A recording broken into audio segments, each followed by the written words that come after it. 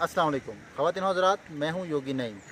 और आज हम आए हैं मरी में स्नोफॉल देखने के लिए आए थे। लेकिन यहाँ पे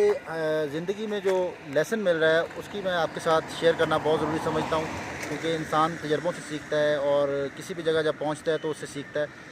हम हर साल मरी में आते हैं और अल्लाह हर साल यहाँ पे स्नोफॉल करता है, लेकिन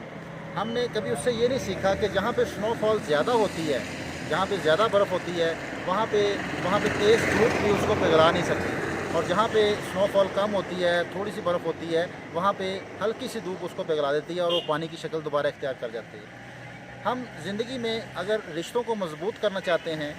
अगर रिश्ते मज़बूत होंगे तो कितना ही कोई ना कोई दूसरा उसको ख़राब करना चाहे तो कोई उसको ख़राब नहीं कर सकता। बस हमें ज़्यादा बर्फ़ की तरह अपने आप को स्ट्रॉन्ग करना होगा, हमें मेल मिलाप को बढ़ाना होगा, एक दूसरे के साथ रहना होगा और एक दूसरे की खामियों को बर्दाश्त करते हुए उसकी अच्छाइयों को देखना होगा। बस ये मैंने मैसेज यहाँ से लिया है कि बर्फ़ जहाँ पे ज़्यादा है वहाँ पे 2-2 3-3 हफ़्ते तक बर्फ़ पड़ी रहती है और वो पिघलती नहीं है, और बल्कि ज़्यादा पहाड़ों में चले जाएँ जहाँ पे स्नोफॉल बहुत ज़्यादा होती है, वहाँ पे साल हर साल बर्फ़ जमी रहती है, जैसे केटू।